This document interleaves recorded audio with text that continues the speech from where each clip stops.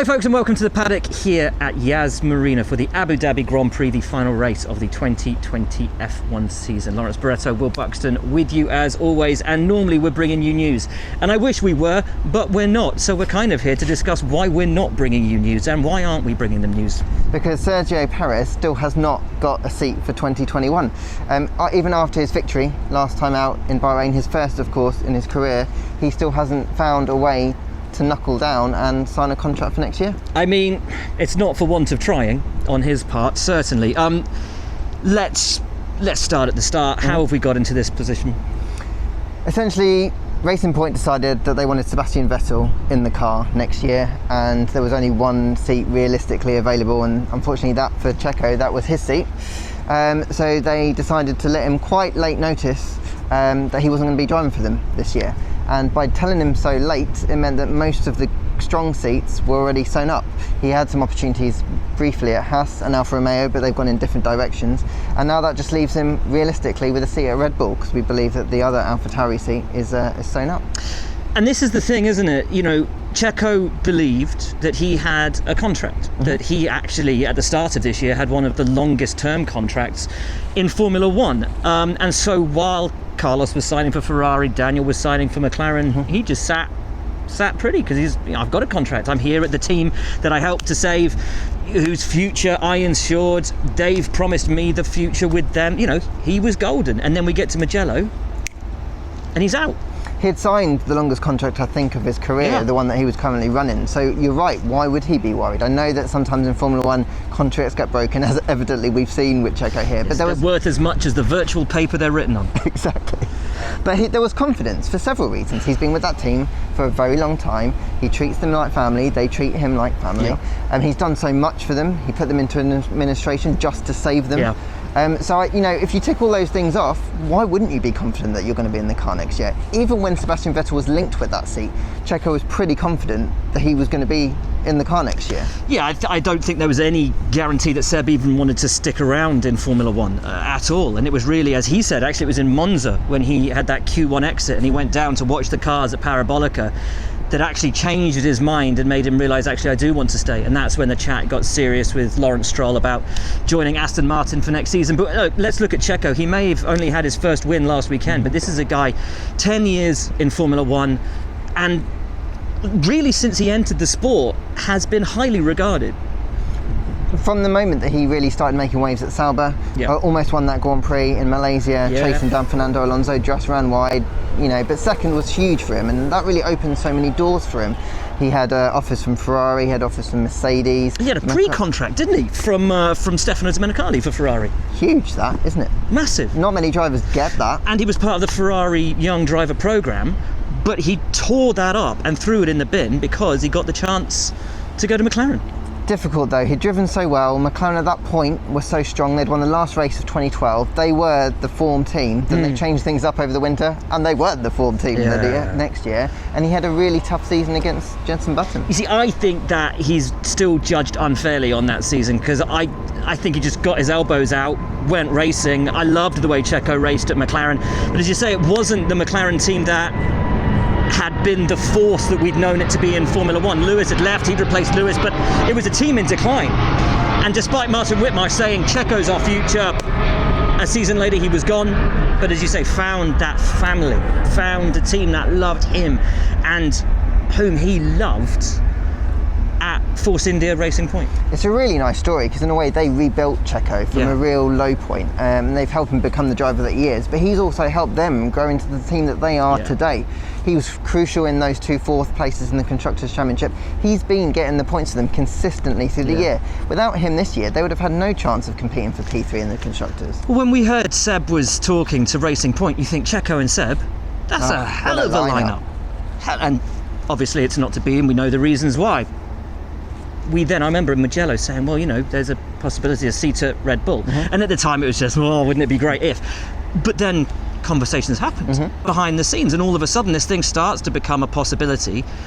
Now, I know in recent weeks you have really started to believe that Alex is is tied into that seat, that he's not going to get replaced.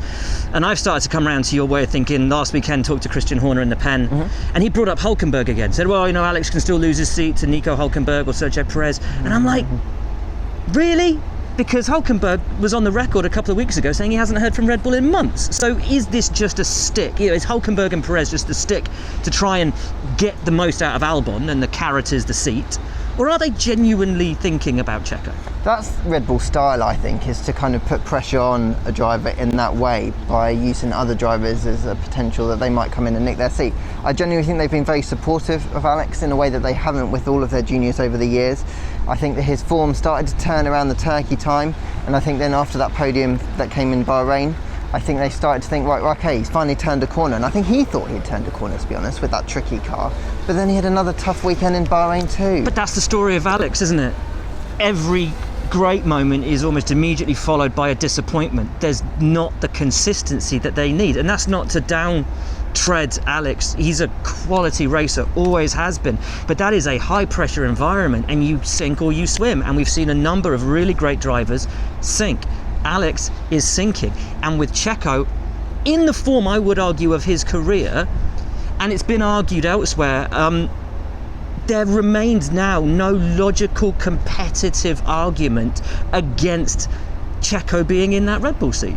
No, if the argument was purely who is the best driver available, then it's a no-brainer. Checo would be in that car. It's a simple answer. But Formula One and especially Red Bull just have never really operated like that, have they? And when they had two strong drivers together, say a Vettel and a Ricciardo, that didn't quite work out. And I wonder whether they just want to focus on Max and maybe have a driver that's slightly better than Albon, or at least more consistent than Albon. That's what they want him to try and hit. And I think they do believe that he can get there. He's had a lot of time, and he just hasn't managed to hit their targets as quickly as they had hoped they would. It is baffling, though. How do we, if it ends up that Checo doesn't have a seat next year, how do we argue, how do we explain to the fan base at home that the driver who looks very likely to finish fourth in the Drivers' Championship this season will not be racing in Formula One? Because it's not on merit.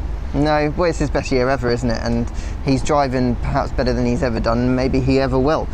But the way to explain it is this is just the way that Formula One works, and you've got to sign a deal. It's not like if you're the top five, you're guaranteed a seat for next year, like in the Premier League, you qualify for the Champions League. It just doesn't, unfortunately, work like that. Now, Sunday night in Bahrain, I was walking through the paddock, had a very interesting chat with a real heavyweight in the paddock, and I said, isn't it a shocker that this guy who won this brilliant race doesn't have a seat for next year? He went, he does. He's got a seat, don't worry, it'll come out in the next few days. Well, it's a few days. I saw Checo last night. We're staying in the same hotel. No news. Nothing yet. Nothing is done. Nothing is signed. What are the possibilities for him? Well, I think at the moment Red Bull are going to look at this race. They're going to see how Alex performs here. Maybe even look at how Checo performs, and then they'll want to make a decision. I would have thought between the last race and Christmas, just because it's not very long this year. It's only a fortnight. No, it's only, exactly. So they've got a quick decision to make. Yeah. But I do think that Checo's options are limited to have a sabbatical next year because he doesn't want to take a reserve role. What's the point in travelling around the world when you're not racing and you're away from your family? And the family is obviously a huge part for Checo. Yeah. So why not go away, take a year off, get some downtime, and then come back fighting? And he's really talked about having offers for 2022, which is huge that people are thinking that far ahead, and they clearly rate him. I think that's just another example of why that's how Formula One works. It works so far ahead of itself that it's now planning for 2 years' time. So I don't. If Checo leaves, it's not the end. Maybe he goes, and I don't know. We've seen a lot of good drivers who've been left on the sidelines gobbled up pretty quickly by Mercedes. You look back at Ocon, Gutierrez before, Van Dorn, Nick de Vries, who've ended up racing for them in Formula E. Might we see a Checo ending up there, and a Checo George Russell lineup at Mercedes in 2022? Wow, the bold predictions just keep coming from you, Will, don't they? I got to keep punching, mate. As I've always told you, I'm joking until they come true. And then I was dead serious all along. No, but I mean, I can't imagine that we will be without Checo for more than a year if he's on the sidelines next year. No, because even if he can't still get one of those top drives for 2022, there's no team below that wouldn't want a Checo in their team. Apart from apparently Aston Martin. Apart from Aston Martin, yes. I know, and it's just the way it goes. I guess it depends on how Seb does next year, right? Because if he has a really tough year, might they think, maybe we made a mistake here, didn't we, boys? And then, they go back to Checo and say, look, sorry, but do you want to come back? Who knows? And as really? we've already seen this year, contracts worth the virtual paper that they're written on. I think that's a good place That's to a good wrap it note. up, isn't it? Right, lovely stuff. You never know, we might have some news by the time we record the weekend warm-up tonight. Then again, we might not. But as soon as we do, we will, of course, let you know. For now, though, from Lawrence, from me, from here in Abu Dhabi, we'll talk to you in a bit.